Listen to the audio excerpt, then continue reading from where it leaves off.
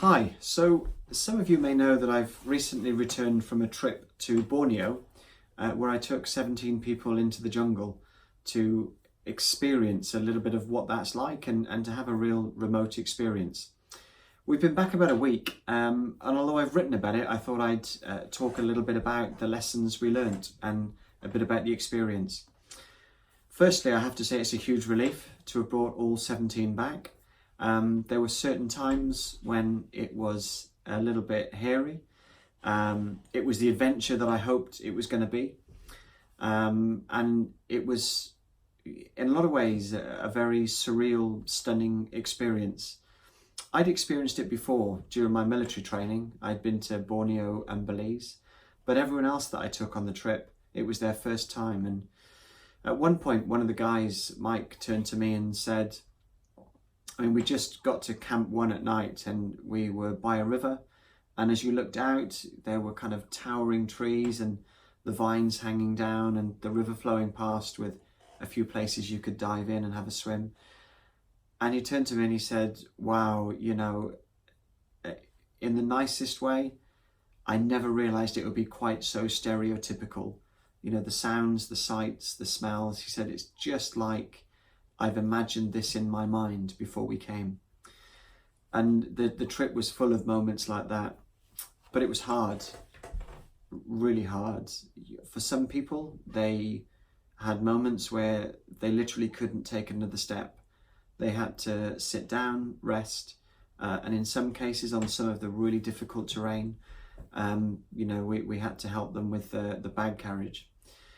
Because everyone had 20 kilograms of weight at least, with all of the food for the week that we were in. And people kind of don't realize just how steep the jungle is. You're literally either going up or you're going down, and they're steep terrains. Even when you stop for a water stop, you kind of have to dig your heels in a lot of places to stop yourself sliding down the slope. So, and some of those terrains are steeper than others. There were areas where even the IBAN, the local trackers, said that they call them knee to forehead hills because as you're going up, your knees hitting your forehead, it's so steep. So some of it was really difficult. Other things that were really difficult were just how quickly people's feet fell apart. Every day, right from the first moment you step off, you're either sweating so much that your feet are soaked, or you've been walking through a river for the first part, kind of leaving camp, so your feet are wet for the whole day. And by day 2, people's feet were literally falling apart. The skin was coming off. Some of the blisters had opened up or rubbed to where they were kind of open wounds, and although not life critical, that's really uncomfortable. And so each morning I was kind of doing a foot clinic to clean people's feet up and get them taped up so that they could kind of just get through the next day. So there were certain things that made it really difficult for people, and there were also a couple there that heights were a big problem.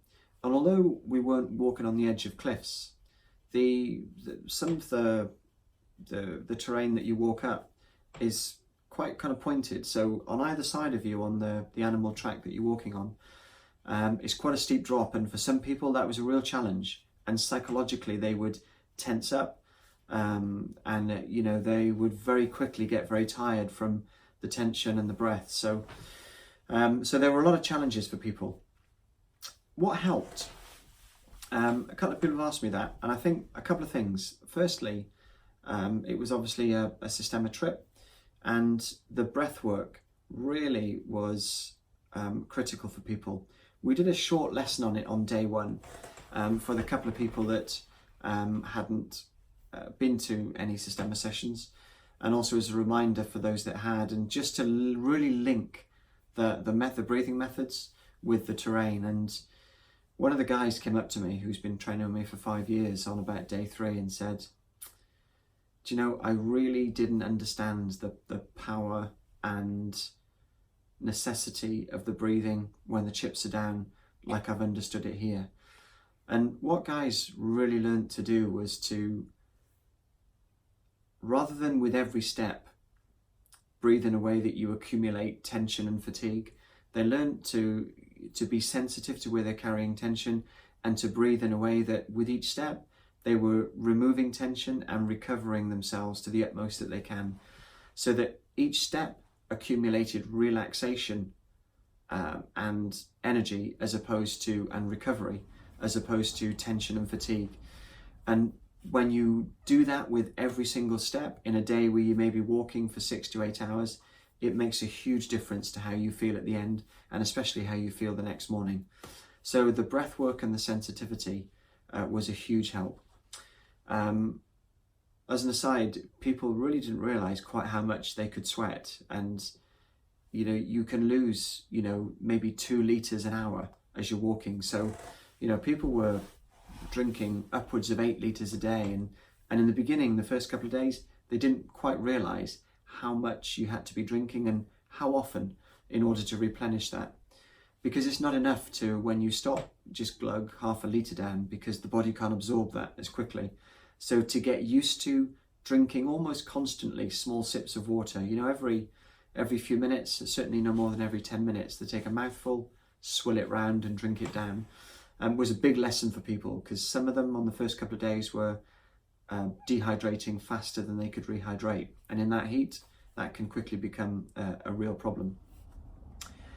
The other thing that really helped was running it like a platoon, like a military unit. And that doesn't mean that it was hugely strict on the discipline and kind of shouting or anything like that. What it means is that you're really thinking ahead. It was run and organized as groups and teams. So at any one time, everyone was paired up with a buddy, and that other person knew exactly where that person was at any time. So if we had a water stop and they'd just dropped down the other side of a ridge to go to toilet or to get something, we knew we weren't going to move off before that person came back, because their buddy would tell us so. And then each buddy pair was part of a 4, and they were the main groups, and each 4 was part of an 8, and we had 2 8s. So it was really a great way to manage the control and the communication throughout the group. We regularly changed the order of march so that people weren't always at the back or always at the front. That kind of changed all the way through, and that's much easier to do as groups. And then the communication up and down the line was done with hand signals, so that no one got left behind, the group didn't get too far spread and split, and everyone kind of knew what was happening. There were very few times when people were wondering when we were going to stop next, when we were going to set off. Communication was made very regular and very simple through that kind of organisation. And then, of course, when we got to camp, the way in which we structured where people were, the timings of everything happening in camp, was made much easier by having a set routine and a set passage of communication and control. And aside from making the trip run very smoothly and for me to be able to communicate with everyone in an efficient way, I think what that does is gives people a real confidence in what's happening, how it's being run. And when there's so many unknowns, having that structure of confidence was a huge help for people.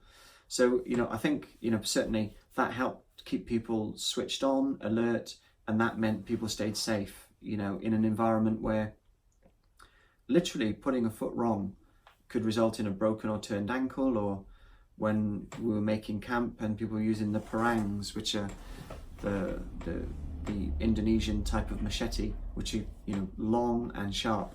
It meant that people stayed aware, stayed safe, and people looked out for each other too. So safety-wise, that was huge, but also for psychological confidence, it was a big one. For me, one of the huge privileges of the trip was the ability to spend time with the local Indigenous tribes. We went into a longhouse, we met with the local chief and his sons, and a team that they knew were our trackers for the experience. And for me, as a child, I'd always grown up loving the outdoor environment, but also kind of watching things like The Last of the Mohicans and Dances with Wolves, where Westerners had lived with locals in their environment and kind of been a bit transformed by the experience. And I longed for that opportunity and lamented that those days were past. And albeit only for a week, we were hugely privileged to move and live with people from that environment who kind of shared and taught us some of those skills. And just by being around them and observing the way they moved through the jungle, the way they dealt with difficulties, the way they did the basic things like sleep, move, walk, eat, fish, it was just a huge privilege. And there was one moment which was like something out of the pages of a book, where they were showing us how to fish, and they, within seconds, had cut down a piece of bamboo that was kind of the length and shape of a normal fishing rod, and they'd put some thorns on it they found, and made the hooks. And just before he went to start fishing, and their fishing, by the way, was just like fly fishing. They kind of walked up and down the river or on the side, dropped the rod in. If they didn't get anything within a few seconds, it was up and they were moving to a different place. But just before he started, one of the guys said, "Look," or the Iban word for look, and the chief's son was walking across very softly, almost without a ripple, and then very deliberately and very gracefully, in a kind of the way that only natives can, he dived in and resurfaced again with a fish in his hand and walked back across. And I just looked at the guys next to me and we just went, wow. And there was a passage in a book called Into the Heart of Borneo where a guy, Redmond O'Hanlon, had been there in the 80s, and he'd been guided by some locals to a trip deep into the jungle in Borneo to look for a fabled lost rhinoceros. And he'd almost described perfectly that scene in an experience he had. And in his experience, the guy dived in and came up with a turtle. But it was a similar thing, you know, and it was just like a book coming to life in front of you. And it was just such a privilege. And spending time with those guys was one of the great privileges of this trip for me. The guides that we had a guy called Alvin and his wife Christina, and two guys, Ralph and Edwin. And they really couldn't have been better. Alvin is an ex-military guy, so we very naturally moved into a platoon commander, platoon sergeant kind of relationship and role, and I couldn't have been happier with him and his wife and all of the guides. They were absolutely pitching what they did perfectly. They knew when to help us out and when people needed help, and when to let us figure it out and work through it on our own. And their passion for the environment and the orangutans and the wildlife that we saw was so evident in everything they did from start to finish. And they'll be lifelong friends, I'm sure. And it was a huge privilege to spend time in their company. And finally, I'd say what a privilege it was to take the group in that I took. Dare I say it, I couldn't be more proud of how each and every one of them performed. They were the real heroes. As Alvin said, you know, both he and I knew what this environment held in store for us. But for them, it was the first time. Certainly the first time they would have experienced that terrain, maybe that difficulty of walking over that sort of steepness, that kind of heat and humidity, and the skills that they had to acquire very quickly in terms of their administration, camp admin, and they did it amazing. I can't believe how fast they assimilated those skills. It's one of my great privileges to have taken those in and experienced that trip, that expedition with them. And so I think they enjoyed it too, because all of them, or nearly all of them, have come back to me and talked about the next trip, and we're planning another one for a couple of years' time.